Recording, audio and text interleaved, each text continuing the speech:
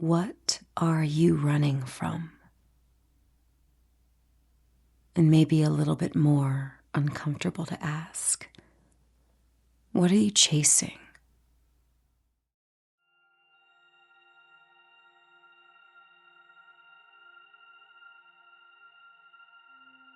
Welcome back, beautiful souls, to Softening into Momentum. I'm Miki. This might be one of the most practical episodes in the whole season. There's a real usable framework that's hidden in here. Just those two questions that I just said. And I really think that you'll be able to carry them with you and use them the second that we're done talking.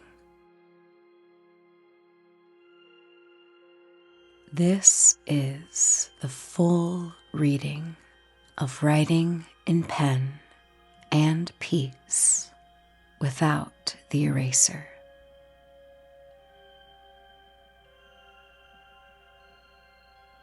In the world of recovery and self-discovery, I have learned to ask myself two very important questions. 1, what am I running away from? And 2, what am I chasing? I wish I could say that the maladaptive coping mechanisms and behaviors that I used to participate in have all disappeared from my life. Alas, they still sometimes show up in me. They do take different forms. It's not alcohol anymore, sure, but sometimes I can still see it. I see it in the way that I find excuses to go to the store, if only to buy a bag of cookies or more string cheese, or something with saturated fats. I see it when I receive a text message or a notification of any kind, and I immediately start panicking and ruminating over what those words could mean. I see it when I know I should be working on important life things like taxes or finding health care or creating a budget plan. But instead, I turn off my computer for the day and turn on my weekly binge show. I see it when I put off cleaning my house because I deserve to relax. I see it when I say yes, when I really want to say no, so that I can continue to please and be accepted in a social or professional situation. I see it when I decide to treat myself to food delivery, even when I know there's food at home.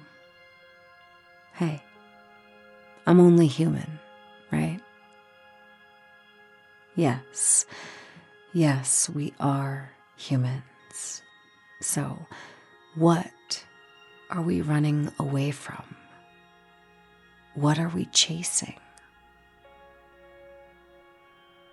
For me, I am chasing pleasure, a good feeling, and I am running away from the prospect of pain or uncertainty or loss. I am running away more often than I am chasing. That is a realization I have found to be extremely powerful. The idea of avoidance. I am a human who prefers to avoid the hard, the discomfort, the sticky stuff. I had a childhood nickname growing up. It was Sticky Mickey. It turns out that Mickey really dislikes feeling sticky. Whenever I am met with feelings of discomfort, especially pain, I want to find the quickest solution to make that feeling just go away. I want to alleviate it, lose it, get rid of it. I start to move very quickly, whether it's to reach for an eye drop or a Band-Aid or to quickly delete a message or edit it before anyone notices the typo. Almost like I prefer to live my life writing in pencil with an eraser permanently tied to my other hand.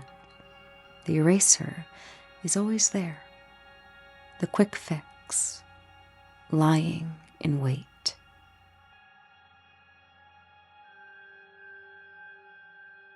So, what happens when I start writing in pen?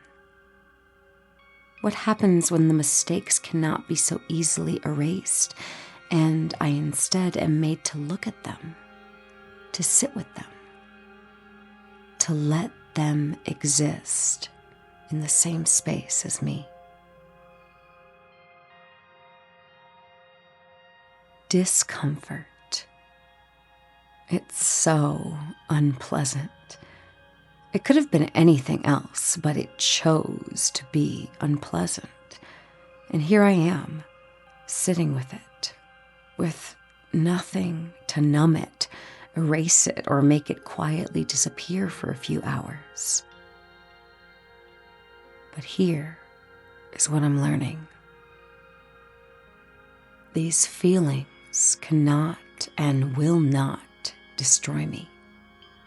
They are merely temporary visitors in my head and in my heart.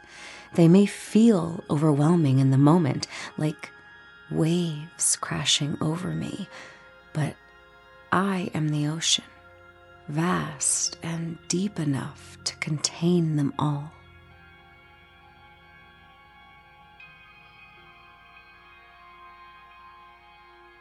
These uncomfortable sensations, the tightness in my chest, the churning stomach, the racing thoughts, they are merely messengers. They bring information, not injury. They cannot hurt me. They can only inform me.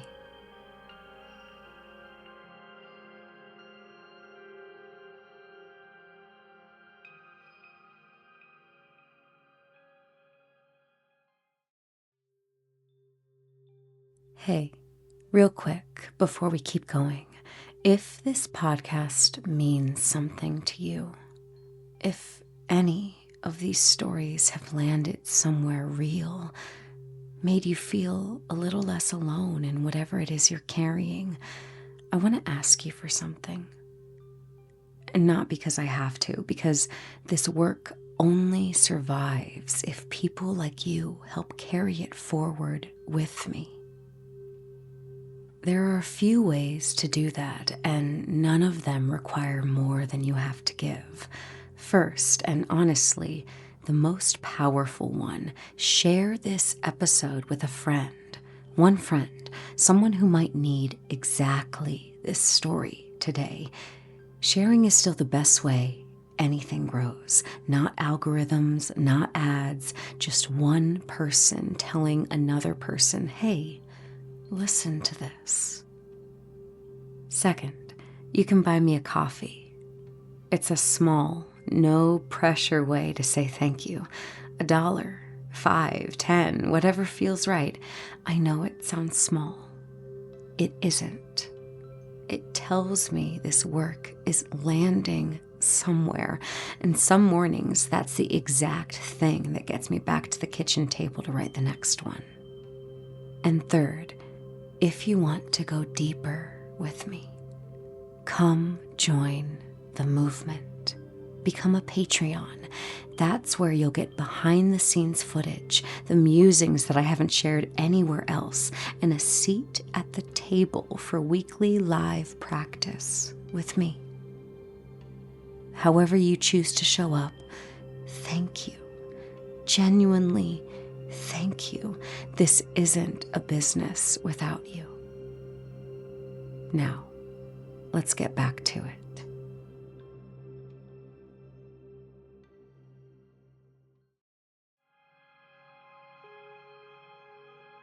When I run from discomfort, I give it power that it doesn't deserve. Each time that I numb, distract, or avoid, I'm telling myself the same story. You can't handle this. But what if that story isn't true? What if, instead, I'm stronger than I've allowed myself to believe? The truth is, feelings are temporary.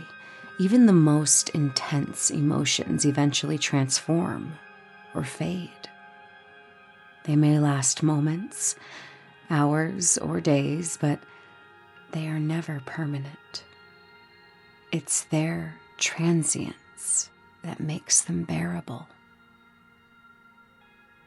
And in the morning, when I wake up and see that I am still alive, that I survived another hard and sticky feeling of discomfort, that is the proof that what happened yesterday is not still lingering today. I have changed. I have grown. And maybe, just maybe, I'm stronger than I think.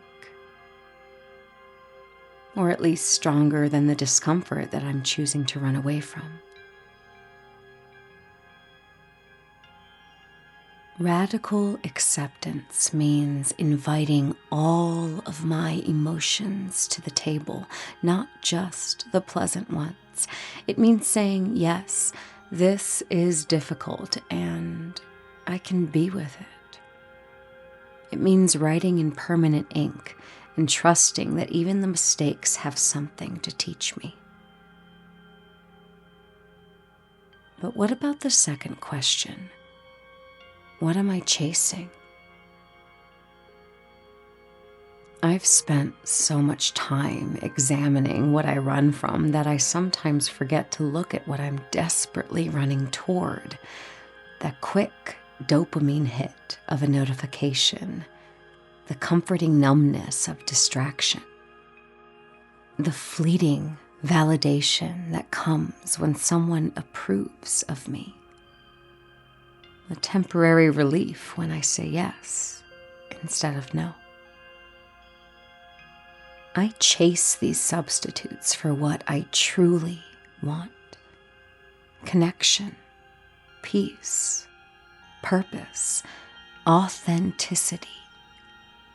I chase shortcuts to happiness that never quite deliver. I reach for the artificial sweetener version of fulfillment when what I really hunger for is something more substantial and real. What would happen if I stopped chasing? If I stood still long enough to realize that many of the things I truly need are already within me? What if the peace I'm seeking doesn't lie at the end of a Netflix binge, but in the quiet space between my thoughts? What if the validation I crave could come from my own voice saying, "You are enough, exactly as you are"? Perhaps the most radical acceptance of all is to stop both the running and the chasing. To simply be present with whatever arises, pleasant or unpleasant. To trust that I don't need to manipulate my experience to make it bearable. When I sit with discomfort instead of fleeing, something miraculous happens. Sometimes the feeling intensifies before it begins to dissipate, like a child throwing one last tantrum when finally acknowledged. But then, slowly, it loses its grip. Not because I conquered it, but because I stopped fighting it. In those moments of surrender, I discover my own resilience. I find that I am not fragile, but flexible. I bend without breaking. I feel without shattering. This is the practice. Showing up for ourselves exactly as we are, meeting each feeling with curiosity instead of fear. It's remembering that discomfort is not danger, but rather an invitation to grow beyond our old boundaries.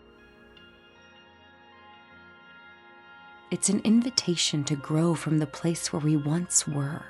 More and more, I am finding that the quiet satisfaction of discovering a new place is always worth the temporary discomfort that happens the moment before, just as you knock on the door and wait for someone to answer. So, the next time discomfort arrives, I will try to welcome it like an unexpected guest. I'll say, I see you, I feel you, and I can be with you until you're ready to leave. Because I know now that my strength lies not in avoiding life's difficult moments, but in my willingness to remain present through them all. The pen is in my hand. The page lies open. And I am brave enough to write my story without an eraser in the other.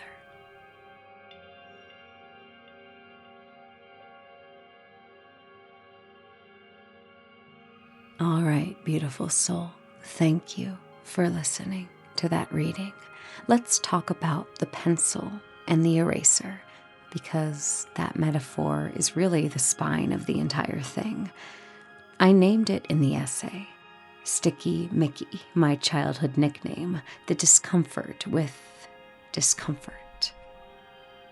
And I think about how much of my life was spent doing small, constant erasures, deleting a text before anyone saw that it landed wrong, editing a typo before anyone could notice that I wasn't perfect, reaching for a Band-Aid, an eye drop, a quick fix, anything the second something started to feel sticky, living with an eraser permanently tied to my other hand, just in case they didn't like me, just in case I said the wrong thing, just in case I couldn't fit in that moment.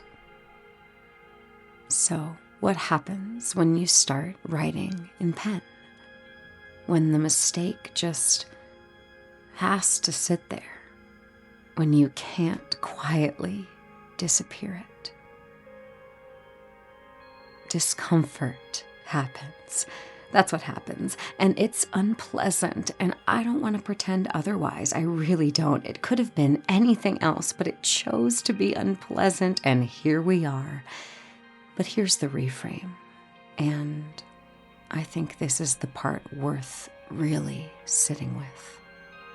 This essay uses impermanence against despair instead of to produce it. Normally, when people talk about impermanence, it's meant as a kind of ache. Nothing lasts, everything goes, so just savor it. You never know how much time you have, just grieve it. But here, it's the opposite. Feelings are temporary, and that's not sad. That's not a bad thing. That's the whole reason you can survive them at all. Even the most intense wave passes. It's the passing that makes it bearable, not the fighting. There's a line that I still go back to in this essay in my own hardest moments. I am the ocean, vast and deep enough to contain them all. I want to name that as more than just a nice, pretty metaphor. That's a somatic self-trust practice. That's a felt sense in the body that whatever's moving through you right now cannot actually destroy you. It's a wave. You're the ocean. The wave was never bigger than the water it's made of. And I also want to name the courage that lives in this essay too, because admitting that you're sticky Mickey, admitting the avoidant patterns, the string cheese, the ignored taxes, the yes when you really meant no, that's not a small thing to say out loud. That's the opposite of performing, I have it all together, I've got it under control. That's choosing to be seen as imperfect on purpose, which I'd argue takes more courage than looking put together ever did. This week, where could you write in pen instead of reaching for the eraser?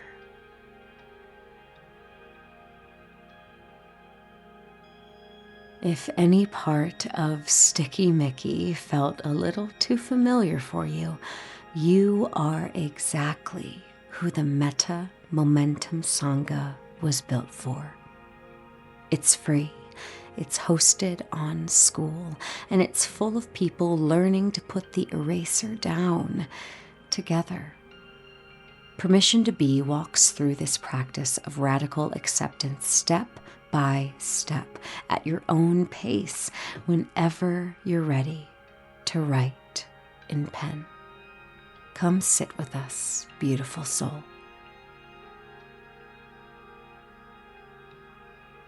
The Softening into Momentum podcast is lovingly curated, created, written, edited, and produced by me, Miki Byrne, with accompanying sound bath frequencies by my good friend, Static. If you would like to dive further into his incredible musical work, please go to YouTube or wherever you stream your music at Static is Noise. Permission to Be is an 8-week mindful sobriety and self-trust journey back to yourself.